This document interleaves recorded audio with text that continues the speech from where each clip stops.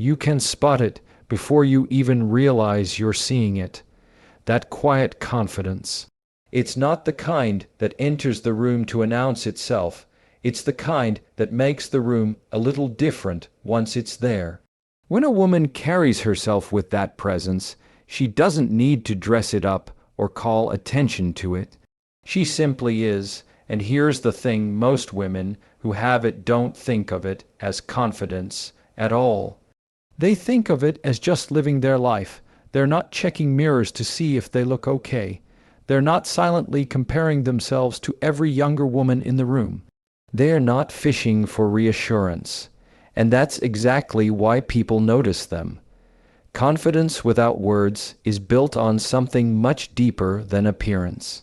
Psychologists call it self-concept clarity. It means you know who you are, you know what you value, and you're not easily swayed by every passing opinion. The beauty of getting older is that you've had enough years of trial and error to shed the false selves you used to wear. Those versions you created to fit in, to please others, to be liked.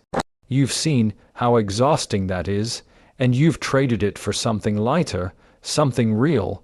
That's why your walk is different. Not because you practiced it in front of the mirror, but because your steps aren't carrying the weight of self-doubt anymore. Your posture changes too, not because you read an article about standing tall, but because you have nothing to hide, nothing to shrink away from. And when you look someone in the eye, it's not a challenge, it's an invitation. It says, I'm here, I'm present, I see you. You see, real confidence doesn't compete. It doesn't measure itself against anyone else, because it's not playing the same game. A confident older woman has nothing to prove.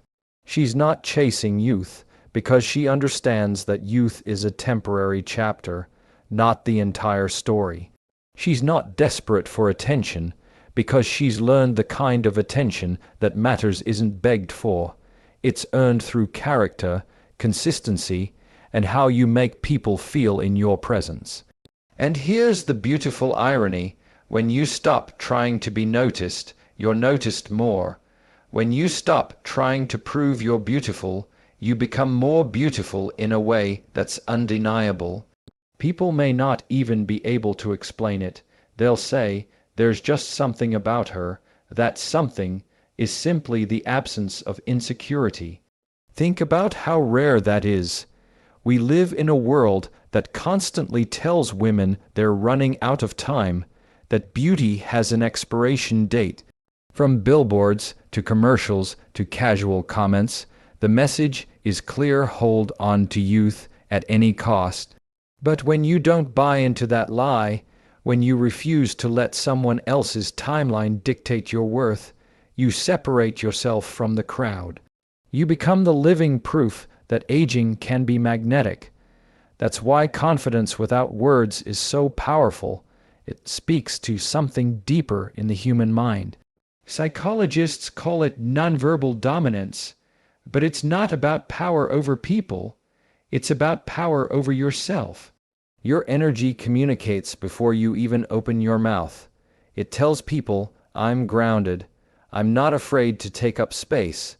I know my value, and I don't need you to confirm it.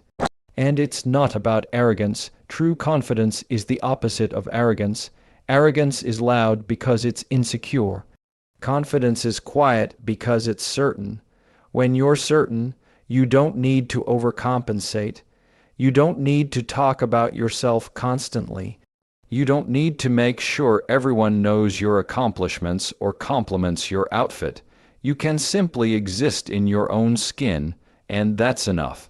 Here's the part that might surprise you. You don't have to feel confident every moment to radiate it. You don't have to wake up every day thinking, wow, I look amazing. Confidence is a choice, not a mood. It's the decision to walk into a room as yourself, without performing, without apologizing for who you are, without shrinking just to make someone else comfortable.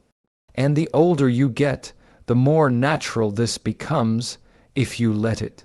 If you resist the temptation to pretend you're still 25, if you embrace the wisdom and the resilience that come with time, you'll find that people respond to you differently. They may even start treating you with a kind of respect and curiosity you didn't get when you were younger. That's because true confidence commands attention without asking for it. So the next time you're in a room and you feel the urge to compare, to check yourself against someone else's appearance or charm, pause. Remind yourself that your value has never been dependent on being the youngest, the loudest, or the flashiest. Your value is in the way you carry yourself, the way you show up, the way you make your presence felt without demanding anyone's approval. Confidence that shines without words isn't something you put on. It's something you uncover. It was always there, under the layers of doubt, fear, and social conditioning. The older you get, the more chances you have to strip those layers away. And when you do, you'll find what was there all along, a kind of beauty no one can take from you. So carry it, live it. Let it speak for you before you ever say a word. Because the truth is, the most unforgettable women aren't the ones everyone looks at. They're the ones no one can look away from. Style is one of the most misunderstood expressions of beauty. People often treat it as a costume, a layer you put on to appear a certain way, when in reality, style is just your inner self translated into fabric, color, and texture. It's the story you tell without opening your mouth, and the older you get, the more that story matters. When you're younger, it's easy to confuse style with trends. You wear what's popular, what's on the magazine cover, what you think will make you look current. But as time passes, you begin to see the difference between dressing to fit in and dressing to stand out in your own truth. You realize you don't need the world's approval. You need your own reflection to feel like you. That's the moment when style transforms from decoration to declaration. Psychologists have a term for this in clothed cognition. It means the clothes you wear don't just change how people see you, they change how you see you. When you choose clothes that feel authentic, they reinforce your sense of self. You move differently, you speak differently, you even think differently. It's not about wearing expensive brands or chasing designer labels. It's about aligning what you put on the outside with who you are on the inside. For a good-looking older woman, this alignment is magnetic. You're not dressing to rewind the clock. You're dressing to show that you know exactly where you are in your story, and you like it here. The elegance of a scarf tied just so, the simplicity of a well-tailored jacket, the comfort of shoes you can actually walk in, these choices say something about you. They say you've stopped performing and started living, and people pick up on that, even if they can't articulate why. What's powerful about personal style is that it doesn't have to be loud to be noticed. A younger woman might get attention with something flashy or revealing. But a confident older woman often turns more heads by wearing something understated, because her presence is doing most of the talking. Your style becomes a frame for your personality, not a distraction from it. There's a kind of liberation in reaching the point where you don't need to ask, "Is this in?" You're not trying to fit the mold because you've outgrown the mold. You've curated a wardrobe that works for your body, your lifestyle, your taste. And that kind of clarity is far more attractive than chasing every passing fashion wave. You see, style isn't just aesthetic, it's psychological. The colors you choose can shift your energy. The textures you wear can change your mood. There's a reason certain outfits make you feel invincible, while others make you feel invisible. When you consistently choose what empowers you, you train your mind to meet the world with a certain level of self-assuredness. That's why older women who understand their style often have an edge in social situations. They walk into a room already comfortable in their skin because they're already comfortable in what's on their skin. There's no fidgeting, no pulling at clothes, no silent worry about whether something works.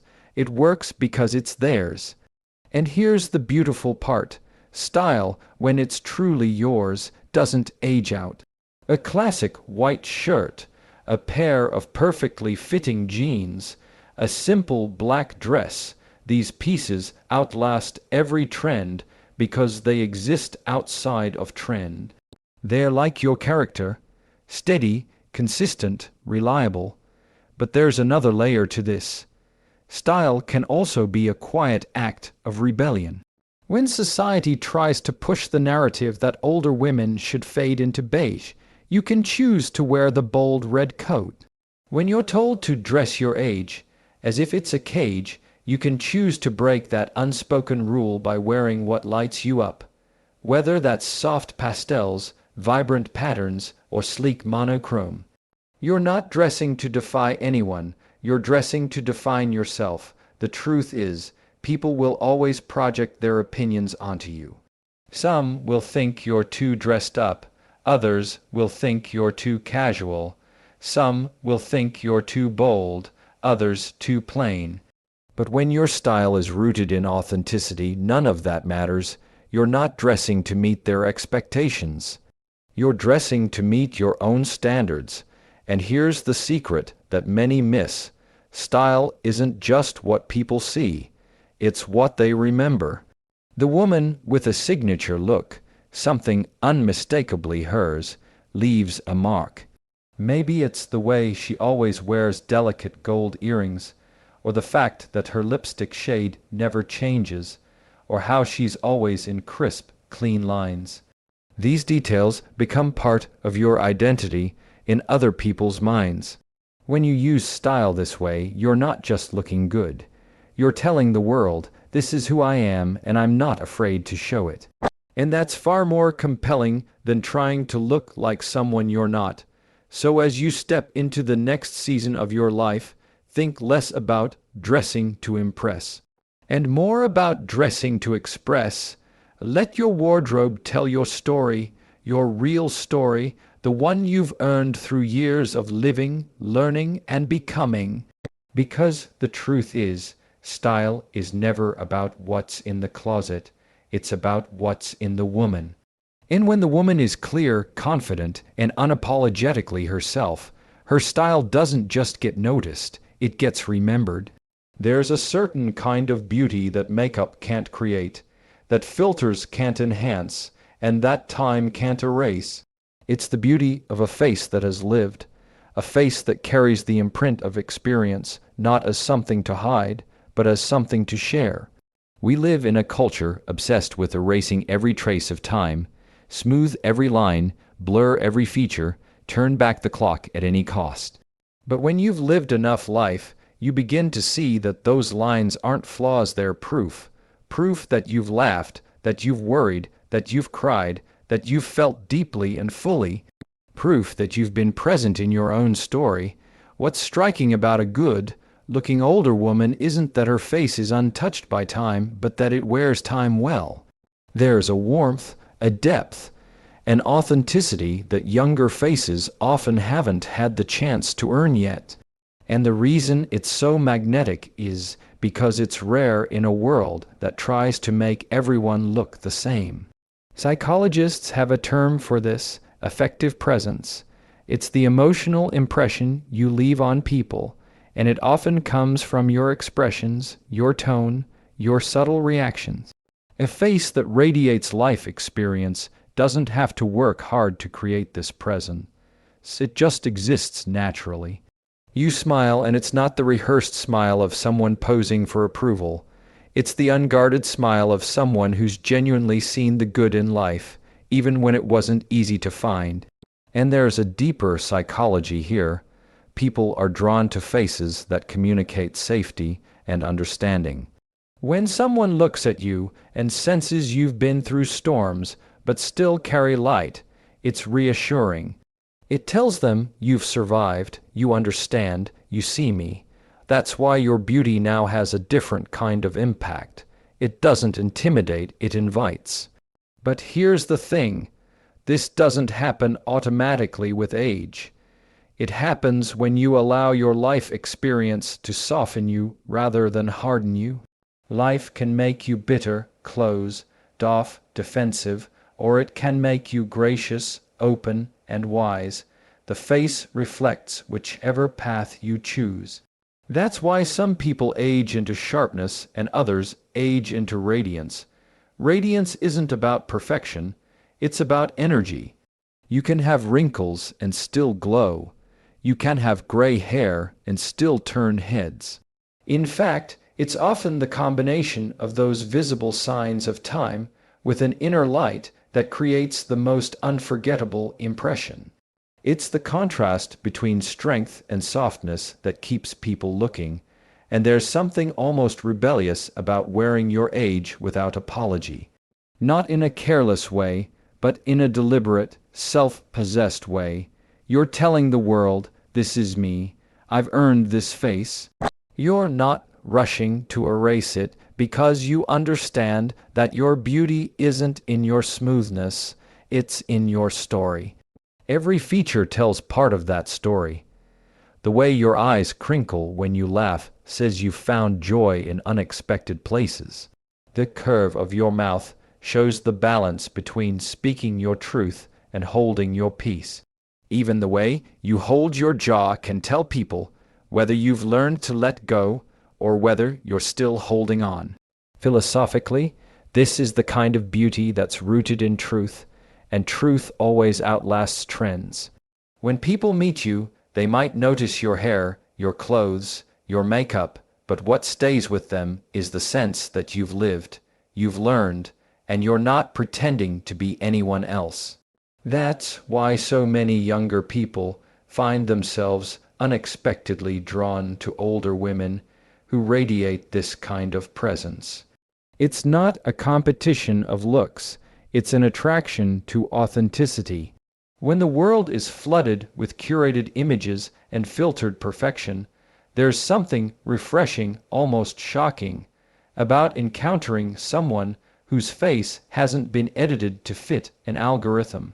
The irony is, you don't have to try harder to achieve this beauty, you have to try less forcing, less hiding, less chasing an image of yourself from 20 years ago.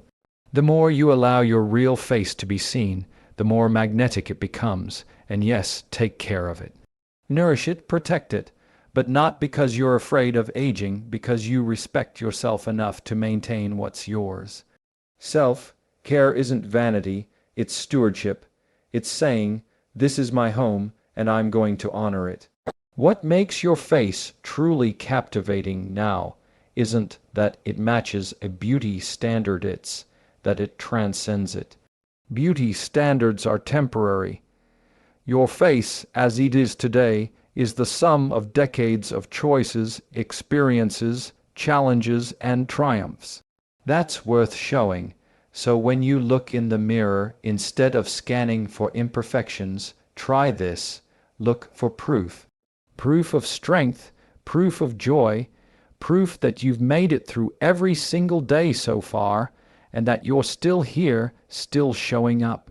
Because when you wear your life on your face without shame, you're doing something incredibly rare. You're showing people what beauty looks like when it's built to last. Long after people forget what you were wearing, long after they stop picturing the exact shade of your lipstick or the cut of your dress, they will remember how it felt to be around you. That's the lasting power of presence. It outlives the moment. A good-looking older woman isn't remembered simply because of how she looked. She's remembered because her presence carried weight. And I don't mean weight in a heavy or overbearing sense. I mean it in the way a well-balanced stone sits in your hand, solid, steady, grounding. People can feel that steadiness even if they can't explain it. Psychologists sometimes describe this as emotional contagion. The energy you bring into a room spreads. If you walk in tense and close, others feel it. If you walk in open, calm, and fully present, others feel that too. Presence isn't about being the loudest voice or taking up the most space. It's about showing up in a way that shifts the emotional tone of the environment for the better. You develop that kind of presence by paying attention not just to yourself but to the people around you. When you give someone your full attention without checking your phone, without letting your eyes wander, you signal to them that they matter. And that's rare in a world where most people are half present, always distracted, always somewhere else in their minds. The older you get, the more you understand that presence is a form of respect. You've had enough years to realize that moments are finite. Conversations are finite, opportunities to connect are finite, so when you're with someone, you're not rushing to the next thing, you're actually there. And people remember that because it's such a contrast to how most interactions feel. There's also a certain grace in not making everything about you. When you're younger, you might feel the need to constantly tell your story, prove your worth, insert yourself into every moment. But with time, you realize that sometimes the most powerful thing you can do is listen. Let someone else fill the space. Ask questions, draw them out, make them feel seen, and here's the paradox. When you focus on making others feel seen, you become more memorable. People rarely forget the ones who made them feel important. Your name stays with them not because you demanded their attention, but because you gave them yours. Philosophically, presence is about mastery of attention, both your own and others. It's the ability to anchor yourself fully in the now, instead of being dragged into the past or the future. That's part of what makes a good-looking older woman so compelling. She's not caught up in proving herself or rehearsing her next line. She's right there with you, responding in real time, grounded in who she is. This grounding also gives you an edge in social dynamics. People are drawn to those who seem unshaken, who don't get swept away by every change in the atmosphere. You can walk into a room where there's tension and, without saying much, bring the temperature down. Not by force, but by example. Your calm becomes a mirror that encourages others to match it, and this kind of presence doesn't just happen, it's cultivated. It's the result of self-awareness, of understanding your own emotional patterns and learning to regulate them. You can't bring steadiness to others if you haven't first found it in yourself. That's why some people enter a room and drain the energy, while others enter and elevate it. When your presence is rooted in authenticity, people trust it. They don't feel like they're interacting with a performance. They feel like they're meeting you, and trust me, people can tell the difference. We're wired to detect sincerity.